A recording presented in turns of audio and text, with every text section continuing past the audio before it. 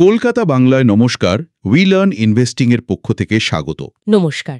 আজ আমরা কথা বলবো ভারতীয় স্টক মার্কেট নিয়ে, মানে 17 জুন 2025-এ বাজার কেমন ছিল আর কেনই বা এরকম হলো। হ্যাঁ, আমাদের কাছে আজকের বাজারের অনেক তথ্য আছে, বিভিন্ন সূত্র থেকে পাওয়া।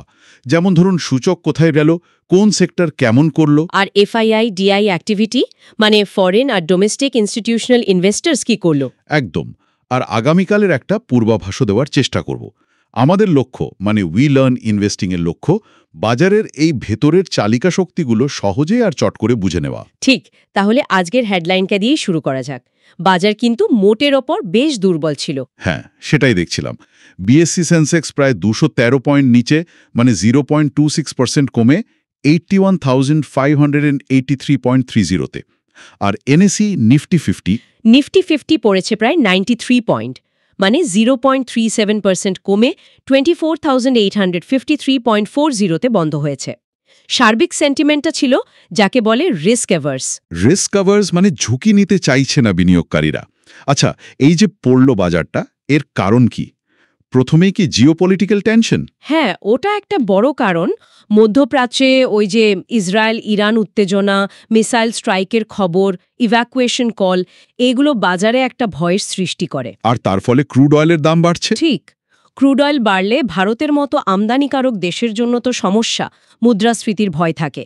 তার উপর মার্কিন প্রেসিডেন্ট ট্রাম্পের ফার্মা ইম্পোর্ট ট্যারিফ নিয়ে একটা মন্তব্য, ওটাও ফার্মা সেক্টরকে বেশ চাপে ফেলেছে।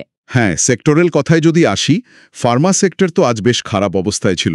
নিফটি ফার্মা ইন্ডেক্স প্রায় 1.89% পড়েছে শুনলাম। একদম, ওই সম্ভাব্য ইউএস ট্যারিফসের ভয় ডক্টর রেড্ডিজ, লুপেন, এই স্টকগুলো বেশ ভুগেছে। শুধু ফার্মা নয়, মেটাল সেক্টরও তো পড়েছে। হ্যাঁ, নিফটি মেটাল 1.43% ডাউন। হ্যাঁ, সেটার কারণ আবার গ্লোবাল স্লোডাউনের আশঙ্কা, মানে বিশ্ব অর্থনীতির গতি কমে যাওয়ার ভয়। তবে একটা সেক্টর কিন্তু ভালো করেছে, আইটি সেক্টর। ঠিক, নিফটি আইটি প্রায় 0.72% বেড়েছে। আসলে এই গ্লোবাল আনসার্টেনিটির সময়ে আইটিকে অনেকে একটা ডিফেন্সিভ ব্যাট হিসেবে দেখে। টেক মাহিন্দ্রা, ইনফোসিস, এরা ভালো করেছে। আচ্ছা, এবার ইনস্টিটিউশনাল অ্যাক্টিভিটি নিয়ে একটু কথা বলা যাক। ফরেন ইনস্টিটিউশনাল ইনভেস্টার্স, মানে এফআইআইস, তারা কি করলো? এফআইআইস 16 জুন নেট সেলার্স ছিল, মানে বিক্রি করেছে বেশি, প্রায় 2,539.42 ক্রোর শেয়ার বিক্রি করেছে। ওহ, কিন্তু ডোমেস্টিক ইনস্টিটিউশনাল ইনভেস্টার্স, মানে ডিআইআইস, তারা তো বাজারে ছিল। হ্যাঁ, ডিআইআইস ছিল নেট বায়ার্স।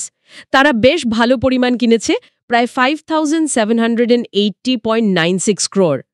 ডিআইআই বাইং কিছুটা সাপোর্ট দিয়েছে ঠিকই, কিন্তু এফআইআই আউটফ্লোয়ের চাপটা মানে একটা সার্বিক অসতর্কতার ভাব তৈরি করেছিল। উই লার্ন ইনভেস্টিং কিন্তু সবসময় এই এফআইআই ডিআইআইস ফ্লো খুব মন দিয়ে দেখে। আর স্টক স্পেসিফিক অ্যাকশন, কিছু নির্দিষ্ট শেয়ারের খবর, এইচডিএফসি ব্যাংক, রিলায়েন্স, এরা নাকি সূচককে টেনে নামিয়েছে। হ্যাঁ, এই হেভিওয়েটগুলো চাপ সৃষ্টি করেছে। তবে অন্যদিকে জিওপলিটিক্যাল রিস্ক বাড়ায় ডিফেন্স স্টকসে বেশ আগ্রহ দেখা গেছে। আচ্ছা। আর টানলা প্ল্যাটফর্মস বাইব্যাক ঘোষণা করেছে শুনেছিলাম। হ্যাঁ, সেটা শেয়ার বেড়েছে। হিন্দুস্তান জিঙ্ক নিয়েও খবর ছিল, ক্যাপাসিটি দ্বিগুণ করার পরিকল্পনা করছে। বেশ, এই যে এত বাজারের কথা হলো, এর সাথে সাধারণ মানুষের জীবনের যোগটা একটু সহজ করে বললে কেমন হয়? যেমন ধরুন, এই ক্রুড অয়েলের দাম বাড়া। দেখুন, ক্রুড অয়েল বাড়লে তো সরাসরি পেট্রোল ডিজেলের দাম বাড়ে। তাতে কি হয়? পরিবহন খরচ বাড়ে, মানে যাতায়াত বলুন বা মালপত্র আনা নেওয়া, সব কিছুর খরচ বাড়ে। আর তার ফলে শেষত প্রায় সব জিনিসের দামই একটা প্রভাব পড়ে। ঠিক। আর এফআইআইস যখন এরকম বিপুল টাকা তুলে নেয়, মানে নেট সেলিং করে, তার প্রভাব দেখুন, এফআইআই সেলিং বাড়লে ডলারের চাহিদা বাড়ে, তাতে ইন্ডিয়ান রুপির ওপর একটা চাপ তৈরি হতে পারে। দেশের ফরেন এক্সচেঞ্জ রিজার্ভের ওপরও এর প্রভাব পড়তে পারে। আর ওই যে বললেন ডিফেন্স স্টকসের দাম বাড়ে উত্তেজনা বাড়লে, এটা কেন হয়? কারণটা হলো প্রত্যাশা। মানে যখন উত্তেজনা বাড়ে তখন মনে করা হয় যে দেশগুলো হয়তো প্রতিরক্ষা খাতে আরও বেশি খরচ করবে। সেই প্রত্যাশাতেই ডিফেন্স কোম্পানিগুলোর শেয়ারের চাহিদা বাড়ে। উই লার্ন ইনভেস্টিংয়ের উদ্দেশ্য কিন্তু এই কানেকশনগুলো ধরিয়ে দেওয়া। তাহলে আজকের আলোচনার সারমর্মটা কি দাঁড়ালো, মানে কি টেকওয়েজ?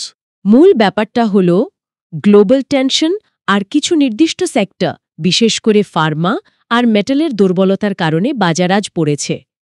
আইটি সেক্টর কিছুটা সামাল দেওয়ার চেষ্টা করেছে, এফআইআইস বিক্রি করেছে, ডিআইআইস কিনেছে। আর ওই যে বিনিয়োগকারীদের সম্পদ কমার ব্যাপারটা? হ্যাঁ, ওটা একটা গুরুত্বপূর্ণ পয়েন্ট। একদিনে প্রায় 2.5 লাখ ক্রোড় কমেছে বিনিয়োগকারীদের সম্মিলিত সম্পদ। এটা কিন্তু একটা বেশ বড় অঙ্ক।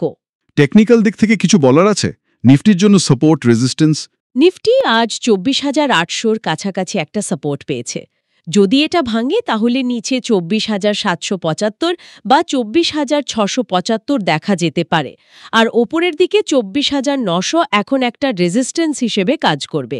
উই লার্ন ইনভেস্টিং মনে করে এই লেভেলগুলো খেয়াল রাখা দরকার। আচ্ছা, তাহলে আগামীকালের জন্য কি মনে হচ্ছে? বাজার কি এরকমই থাকবে? মনে হচ্ছে বাজার ভলেটাইল থাকবে, আর বিনিয়োগকারীরা বেশ কশাস বা সতর্ক থাকবেন।